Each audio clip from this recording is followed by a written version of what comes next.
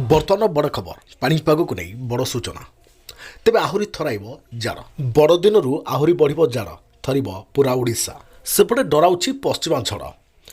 जाड़ भितर झड़ तेरे राज्य को पुणी हो पारे पश्चिमा झड़ सेपटे लघुचाप पारे बात्या बढ़ुछि भय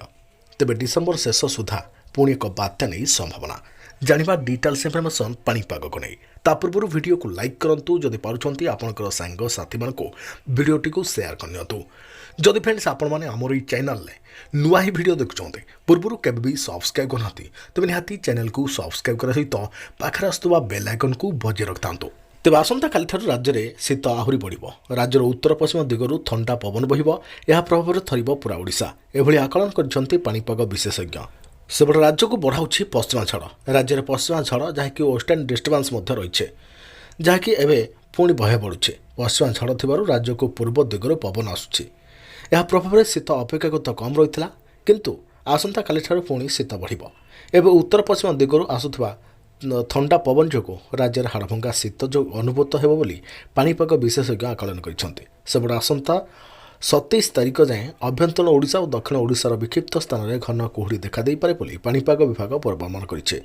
आज कोरापुट में 6 डिग्री नवरंगपुर और फुलबाणी 8 डिग्री रायगड़ा भवानीपटना और बलांगीर में 10 डिग्री केन्दुझर सोनपुर राउरकेला और सुंदरगढ़ में रातिर तापमात्रा 11 डिग्री रही पारे। 28 तारीख जाए उपकूल ओडिशार किछि स्थान को छाड़ी राज्यर बाकी स्थान में रातिर तापमात्रा 10 डिग्री तले रही पाणीपाग विभाग पूर्वानुमान करिछे। तेज गतकाली कोरापुट में रातिर तापमात्रा सबुठार कम जहाँकि 6.3 डिग्री रही है सिमिलीगुड़ा में 6.7 दारिंगबाड़ी में 7 फुलबाणी 8.5 बौद्ध में 9.5 और अनुगुल में 9.6 डिग्री रही है कोरापुट में पारद स्वाभाविक ठारू 6.4 डिग्री कम रेकर्ड होता झारसुगुड़ा और भुवनेश्वर में स्वाभाविक ठारू 2.7 डिग्री कम रही है गत 3 दिन में राजधानी में पारद 3.2 डिग्री कमी तेज गत काली राति एठारे पारद 11.9 डिग्री रही है जहाँकि पूर्वदिन तुलन में सका राउरकेला फुलबाणी सोनपुर और झारसुगुड़ा में घन कुहुड़ी जो दृश्यमान दूरता 50 मीटर कम रही है चांदबाली भवानीपटना और कोरापुट में दृश्यमान दूरता 200 मीटर तलू खसी जाता आउपटे बंगोपसागर में पुणी एक लघुचाप सृष्टि हो पाए प्रभाव में पुणी हो पाए वर्षा बर्तमान एमती किसी खबर पाणीपाग विभाग तरफ सूचना मिलूचे आसूची पश्चिमा झड़ तेरे गत किछि दिन विरति पर पुणी एक लघुचाप उत्तर ओडिशा और संलग्नवर्ती उत्तर पश्चिम बंगोपसागर और गांगेय पश्चिम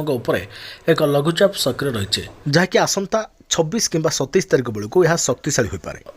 हो पारे सेपटे केन्द्रीय म्यांमार और संलग्न पूर्व केन्द्रीय बंगोपसागर उपर एक घूर्णिबलय सक्रिय रही यार प्रभाव आसंता काली उत्तर और संलग्न केन्द्रीय बंगोपसागर लघुचाप सृष्टि हो पारे